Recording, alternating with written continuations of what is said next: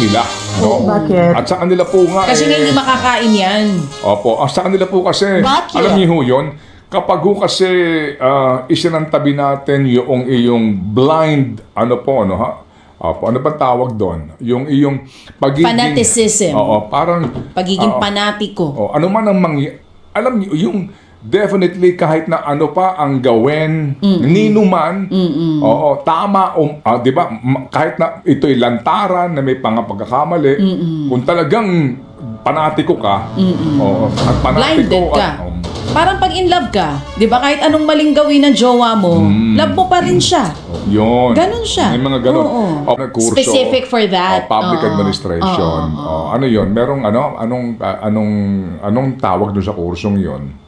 Para yung mga gusto magpolitiko. Parang kung merong academy, ganon, para lamang exclusive. Para yung gagraduate doon, kung sakasakali, yung magiging totoo sa kanilang mga sarili.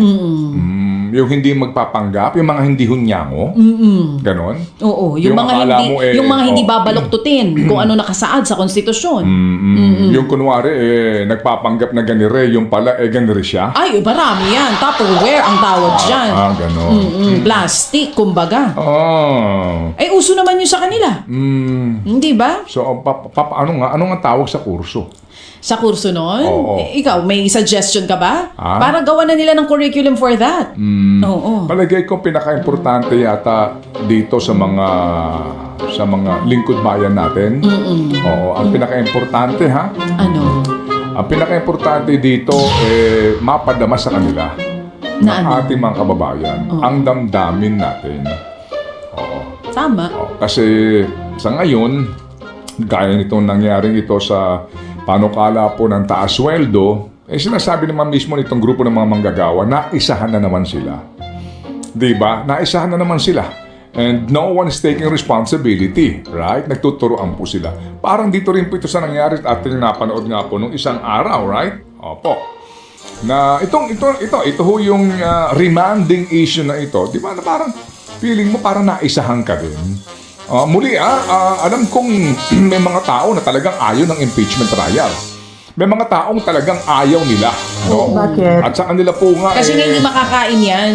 Opo, sa kanila po kasi, Bakit? alam niyo ho yun, kapag ho kasi isinantabi natin yung iyong blind, ano ba tawag doon? Yung iyong pagiging... Fanaticism. Oo, parang... Pagiging panatiko. Ano man ang alam niyo, yung definitely kahit na ano pa ang gawin, nino man, oo, tama, di ba, kahit na ito'y lantaran na may pagkakamali, kung talagang panatiko ka, at panatiko, Blinded ka. Parang pag in love ka, di ba, kahit anong maling gawin ng jowa mo, love mo pa rin siya. Yun. Ganon siya. May mga ganon. Oo. Opo, isang tabi po natin yung usapin ng blind fanaticism at doon po sa kung ano ba ang dapat. Opo. In the first place po, walang usapin ng guilty o hindi. Kung hindi, yun lang pong proseso na nasa saad nga po sa ating pong saligang batas kasi ito po ay ehemplo. Ito po ay nakasaad at ito po dapat yung pinatutupad para magkaroon ng pamantayan. Otherwise, kapag ito po ay hayaan mo na lamang na bastusin, baluktutin, wala nang silbi ito. At bukas makalawa kapag po hinayaan natin na may mga tao pong magpursige at magtulong-tulong na para bagang isang malaking sindikato, opo, at hindi pa iralim po kung ano yung nararapat, lalabas niyan, bukas makalawa, pag meron na naman pong ganyan, uulitin po nila yan. Kasi nga nananahimik ka lang. Alam niyo yun, di ba? Nananahimik ka lang kasi. Parang, kasi nga, ang unang problema mo, yung panlaman ng sikmura mo at doon ka na magpapadala na, hayaan na natin sila. Total naman, pare-pareho silang mga magnanakaw. Hindi ba? Yung mga ganun pong kaisipan. Kaya po tayo nasa sadlak dito. Opo, sige, alas 8:29 na kasi. Ayoko pong ubusin pong oras ni Brad Jeff. Pero maganda rin pong kaisipan ito Ito nga binabanggit po din ng iba na mukha pong lumilinaw na ang failure of these institutions, bagamat napakaganda po ng institusyon, failure of these institutions Opo. To perform their duties. Okay? And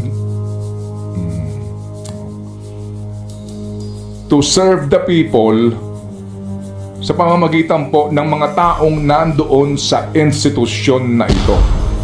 So, ito pong mga institusyon na ito ay parte ng ating pong sistema. Tanong, nasaan ba ang problema? Nasa system o nasa mga taong nagpapatakbo sa sistema? Sigurado ako sasabihin, hindi, walang problema sa sistema yan. Nandoon sa mga taong nagpapatakbo sa sistema. Pero ang itong mga taong ito ay inihahalal naman. Yun ang malaki din pong kamot ulo, di ba? Yun din po ang, kumbaga, ang laki pong conundrum kasi inihahalal sila So ang laki po ng problema natin dahil yung mga naghahalal sa kanila mas nakararami, di ba? Number 1 nga ako sa eleksyon so naniniwala itong mga taong ito, di ba?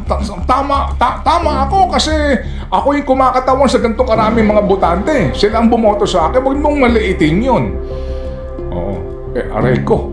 Kapag ganun na po ang ating magiging dahilan katwiran, Panginoon Diyos, saan tayo pupulutin, di ba?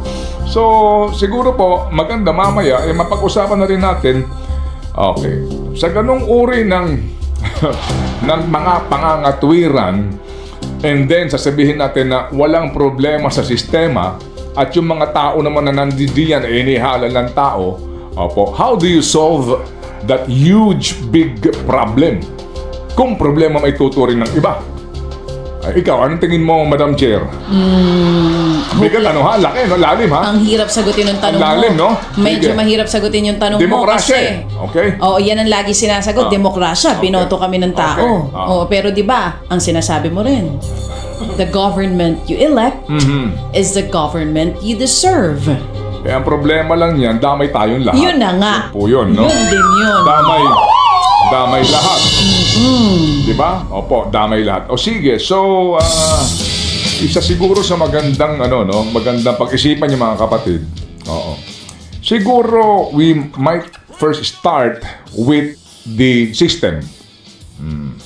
Kasi ngayon, yung bicameral na legislature, di ba, itong sa wage increase, di ba parehong nag-fail? Pareho po na hindi, mga kapatid, hindi po gumana ng wasto yung sinasabing bicameral. Kasi pareho sila nagturuan dito po sa wage increase para sa mga manggagawa. Right? Dito po sa usapin ngayon ng impeachment, yan. Hindi ho ba parang may problema din?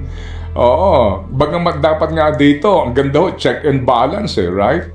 Ang ganda po dito, pero paano kung, sorry po nawala na po yung para litisin ng impeachment complaint na yan, hindi na po pwedeng ma-question sa Korte Suprema kasi yan ay desisyon na ng Senado sitting as an impeachment court. At sa salig ang batas, at nakasaad talaga doon, na the Senate shall be the sole judge sa impeachment trial, no?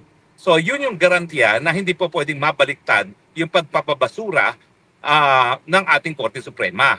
Pero hindi yan po ang nangyari kasi hindi naman yan ang nangyari sa impeachment court hearing today, no? Ang nangyari po ay ipababalik lamang sa Kamara de Representante para sa sertifikasyon na hindi nalabag ang salig ang batas doon sa prohibition ng more than one impeachment complaint sa loob ng isang taon. At pangalawa, yung kagustuhan nga ng 20th Congress na bubuin na ng ibang mga kongresista na ituloy pa rin ang impeachment trial.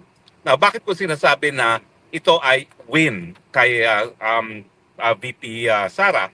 Well, win siya kasi may posibilidad na kapag nagbagong liderato ng Kamara de Representante at nabago ang ihip ng hangin at magkaroon ng desisyon ng Kamara na dahil wala naman talagang public support yung impeachment na yan, pwede sila magdesisyon sa ilalim ng bagong speaker ng Kamara de Representante, either na, unang-una, wag nang pagbutuhan kung ito nga ay violative ng saligang batas, in which case, hindi talaga matutuloy ang trial sa Senado, o kaya naman, pangalawa, sa 20th Congress, kung magkakaroon ng bagong speaker at magkakaroon ng bagong ihip ng hangin, magsabi sila na hindi nila itutuloy ang impeachment trial. So kapag nangyari ito, syempre, hindi na malilitis si VP Sara, good as dismiss na yung impeachment complaint. Pero bakit ko sinasabi na hindi rin to win kay Inday Sara? Kasi hindi na-dismiss ang impeachment complaint. So, ngayon, mag-aantay tayo. Ano ang magiging desisyon ng current Congress dun sa issue na nakabinbing ngayon sa Korte Suprema, at ang issue naman talagang yan ay dapat madesisyon ng Korte Suprema. Sa akin, mabuti na rin yung pagbalik ng issue sa Kamara de Representante kasi alam ng Korte Suprema na kailangan magbigay sila ng kasagutan. Ngayon kasi, hindi gumagalaw ang Korte Suprema either way kung tama yan o mali. Kasi alam naman natin, ayaw maghimasok hanggang mga ari ng Korte Suprema kasi ang mga nagdedesisyon dyan ay merong mandato galing sa taong bayan. Ganun po kasi yun eh. Ang tawag po dyan is judicial restraint na kapag ang usapan ay usapan ng mga mihala ng bayan, hanggat maaari, hindi makikialam ang Korte Suprema. Pero at the same time, bagamat may ganyang judicial restraint, may obligasyon din sila na kapag nalabag ang saligang batas, kinakailangan magbigay sila ng desisyon. No? Yan nga po yung sinasabi na certiorari powers ng Korte Suprema na ultimately, tanging Korte Suprema lamang ang makapagsasabi kung ang gawain ng kahit ang ahensya ng gobyerno ay labag or konforme sa saligang batas. Dahil ang trabaho ng Korte Suprema ay itaguyod yung supremacy ng ating saligang batas. Pero at the same time, siyempre, bilang supporter ni VP Sara, akala ko tutuldukan na yan. Kasi ang issue talaga, dapat bang ma-carry over yung impeachment complaint sa 19th Congress to the 20th Congress? Itong desisyon ng Korte ng Senado ngayon, hindi niya sinagot. It can go either way. Desisyon ng Kamara kung itutuloy nila sa 20th Congress or desisyon ng Senado. Ang problema dyan ay pag magdesisyon ang Kamara de Representante na dapat ituloy nila sa 20th, pwede bang mag-complain ang Vice President na panibagong impeachment complaint na naman yan? Kasi yung impeachment complaint na hinain ng 19th Congress, hindi naman po pwedeng mabuhay yon sa 20th Congress. Kung titignan natin ang President ng Amerika, dahil yung trial ang pinag-uusapan na panibago. Pero kapag ang nangyari ngayon, ay binigyan nila ng discretion na kung itutuloy nila o hindi sa 20th Congress. So nagkaroon na naman ng panibagong constitutional issue. Yan ba ay paglabag doon sa prohibition na multiple impeachment complaints within 1 year? Kasi lumalabas under the 20th, paano naman nila mapapatuloy ang impeachment complaint na hinain ng 19th Congress? Bagamat ang logic ni Senator Cayetano at saka ni Senator Cheese kanina ay dahil nga bago na ang Kamara de Representante, walang kaduda-duda, ay hindi continuing body.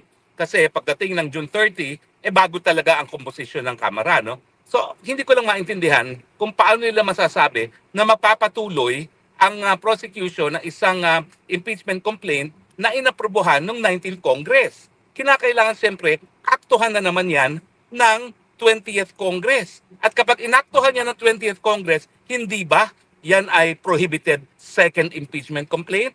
Kasi hindi naman ibig sabihin yun na palibasa sinabi nila na sige ituloy yan, na po pwedeng matuluyan. Bakit? Kasi kinakailangan aktuhan na naman ng Kongreso as a whole. At ang nagdidesisyon ay ang 20th Congress, ibang Kongreso na sa 19th Congress. So, yan ang aking conclusion, no? Hindi siya complete win, hindi rin naman complete loss kay VP Sara. Again, ulitin ko, win siya kasi meanwhile, hindi magtutuloy panandalian. At matutuloy lamang yan kung unang-una, magbibigay ng sertifikasyon ng Kamara na hindi labag sa Constitution itong Articles of Impeachment, maski siya ay pang-apat na impeachment na.